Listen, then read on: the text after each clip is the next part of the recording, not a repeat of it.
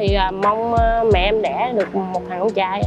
Và cái tên của em giống như là tình yêu của hai người, đó là Mỹ Phúc là hạnh phúc đẹp đó. Hồi lúc còn nhỏ thì em có làm mấy cái dạng như mấy cái đồ homemade đó, làm bằng tay thì cũng có gọi là một tí xíu hoa tai đó. Nên em muốn được sau này được làm cái gì mà liên quan tới nghề làm đẹp. Lúc trước thì em rất là thích xăm mình, làm nghề xăm, nhưng mà em nghĩ là ba em không thích nên em không có đi theo con đường đó. Thì vừa tốt nghiệp 12 ra thì em có đi theo học cao đẳng mà học công nghệ thực phẩm á. Xong rồi em học được nửa năm em thấy không có thực tế lắm, giờ nó không có vận dụng vào đời sống nhiều nên em chán. Không có một thời gian em ở dưới quê là em học nhưng mà học không có thành á. Xong rồi em nói chắc là mình không hợp với nghề tóc rồi. Xong rồi thời gian sau này thì em có lên thành phố em làm công ty ở quận 9.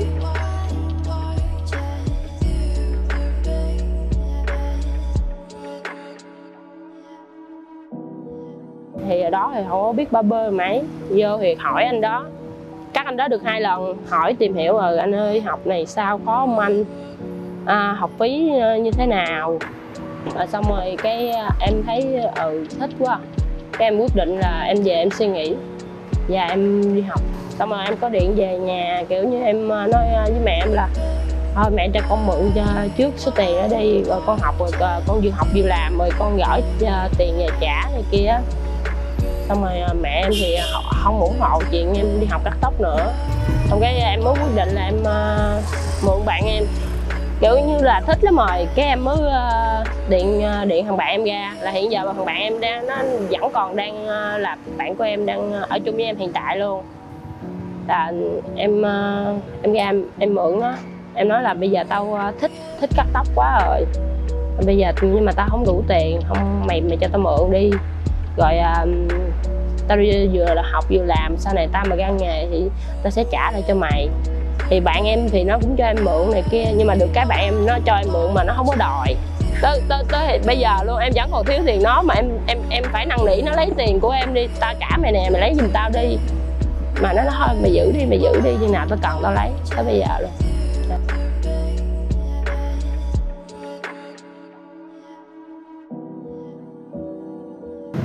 Tại suy nghĩ trong đầu của em là kiểu hồi lúc học phổ thông rồi là em mới suy nghĩ cái giới tính mình có vấn đề, nhưng mà cái năng lực mình không có thể nào có vấn đề được. Nên là em biết là gia đình em không có đủ khả năng để mà cho em học những học này kia lên cao này kia, làm chức này chức kia được. Nên em thích làm những cái nghề mà nó tự do hơn. Kiểu hồi lúc nhỏ là em có cảm giác là mình đã là không phải là giới tính nữ rồi. Kiểu như em gặp mấy bạn gái á, thì em thấy cảm thấy thích hơn.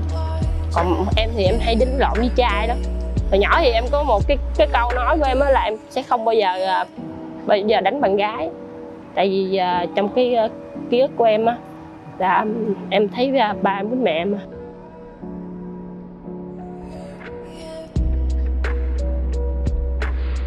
Nên em mong muốn mình là cái người xuống tay với người phụ nữ.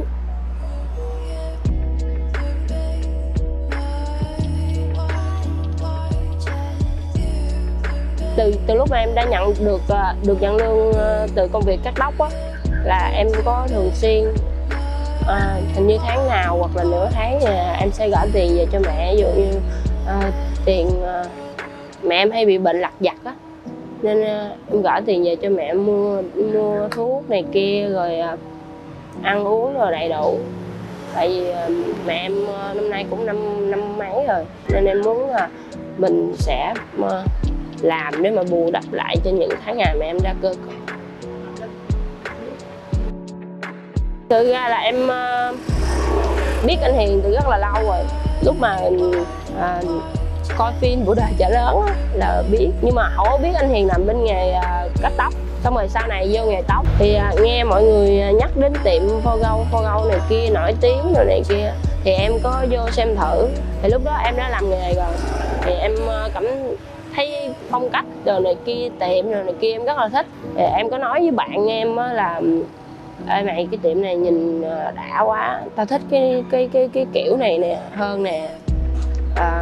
Nhưng mà tao nghe là chắc khó xin vô lắm hả?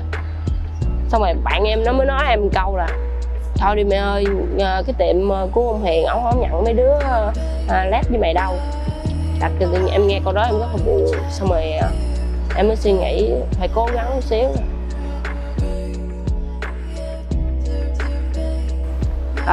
Và một cái gọi là cái duyên đưa đến hay sao, là lúc đó đến một ngày mà em làm ở ngoài Thủ Đức á, em cứ làm lương thì cũng ổn định, làm đến một ngày thì trong đầu em nó xuất hiện một cái câu hỏi, đó là mình đang làm gì vậy, làm gì đam mê hay là làm gì tiền.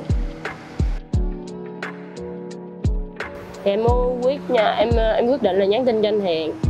Em mới hỏi anh Hiền đó là anh ơi, em muốn có một cơ hội để được làm việc với anh. Thì 2 ngày sau anh Hiền anh mới trả lời. Rồi trong lúc mà chờ đợi 2 ngày á, là em suy nghĩ thôi chắc là không được đâu, chắc là nhiều người ứng tuyển vô vị trí này lắm, mình chỉ là kiểu hạt cát trong sa mạc thôi. Trong cái 2 ngày sau tự nhiên em đang đi nhậu với bạn em, cái đang vui vẻ nha, cái anh Hiền trả lời, cái tự nhiên hết muốn nhậu luôn, cái kiểu chăm chú vô điện thoại trả lời anh Hiền hơn. Xong rồi anh Hiền trả lời chậm lắm, 5-10 phút cũng mới trả lời tin. Thì ảnh trả lời là em muốn ứng tuyển vô vị trí nào em shop của anh. Thì em mới nói là em ứng tuyển vô vị trí barber. Ảnh kêu là em gửi hình tóc những tác phẩm của em cắt á, với lại hình của em, tại em gửi cho ảnh quá trời luôn, gửi nhiều lắm. Xong rồi ảnh mới trả lời em một câu á, là anh nghĩ là mình nên có cuộc gặp nhau để trao đổi về công việc. Tại lúc đó là em mừng lắm. Đêm đó hình như là nhận được tin nhắn đó là kiểu mất ngủ luôn. Em có chụp hình tin nhắn là em khoe bạn của em. Kiểu như hồi nhỏ thì em cũng đã biết là mình có vấn đề về cái giới tính rồi, nhưng mà không có hiểu nhiều, không có tìm hiểu á. Lúc đó thì chưa có mấy cái giới tính thứ ba chưa rầm rộ lên á. Thì sau này thì mới quyết định cắt tóc này kia, là cũng sẽ nghĩ là sẽ bị người ta nói. Cái ngày mà em đi cắt tóc á là kiểu lúc đó họ đang hot mấy cái vụ mà HKT á, đi cắt cái đầu dài dài vậy nè. Xong rồi về nhà đội nón, xong rồi về nhà trốn. Đúng một ngày sau mẹ em mới phát hiện. Mẹ em nói em là sao mày đi cắt tóc như vậy, sao không để tóc dài, con gái lứa mà không để tóc dài mà đi cắt tóc như vậy. Cái thời gian sau mẹ em gọi điện mét ba em, ba em cũng có la, nhưng mà la hai người cũng la sơ sơ qua, cũng không quan tâm gì mấy.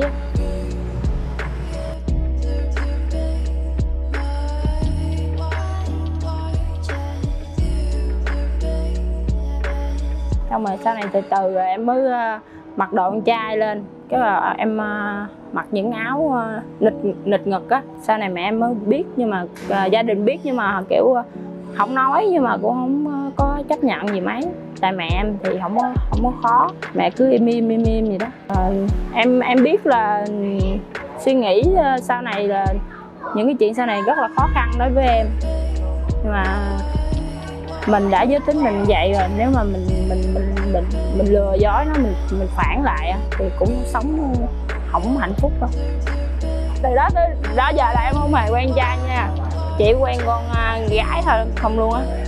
Lúc trước cũng có một bạn nam, bạn thích em, nhưng mà em kiểu em mắc cười á. Em không biết sao, nói thằng này nó có bị đuôi không trời, nghĩ sao mình men, mình đàn ông gì mà sao nó thích mình được trời. Phụ huynh, thật ra phụ huynh người ta kiểu giới tính, em thấy giới tính thì cũng không quan trọng mấy, tại vì người ta chỉ sợ là mình này kia, mình ra ngoài đường mình bị xã hội người ta kỳ thị rồi các kiểu, rồi khó làm ăn, khó làm công việc rồi này kia nè. Chứ mà nếu mà mình mà come out rồi, mà mình đã có một công việc ổn định hay gì đó, kia thu nhập đủ sống, đủ lo cho bản thân, để có thể lo được cho người bạn mà bên cạnh mình á, thì chuyện đó thì em thấy dễ. Thật sự ra là những người mà thế giới thứ ba đa phần là khổ, đó là khổ tâm. Tại vì người ta có rất nhiều thứ để người ta suy nghĩ. Sau clip này á, thì mình có một vài lời nhắn đến những bạn mà đang ở trong cộng đồng của mình. Đó là mong là các bạn có nhiều tự tin hơn, vui vẻ hơn. Thật ra thì chuyện cơm mau hay là không cơm mau nó cũng không quan trọng. Tại mình sống đúng giới tính của mình thôi. Mình sống tốt, sống đẹp, có ích cho xã hội thì tự khắc một ngày nào đó thì xã hội sẽ công nhận mình thôi. Một lần nữa mình là Gin, mình đang làm việc tại Foro Barber Shop chi nhánh quận 7. Rất mong thời gian tới sẽ được chia sẻ với các bạn thêm những câu chuyện nữa. Chào mọi người.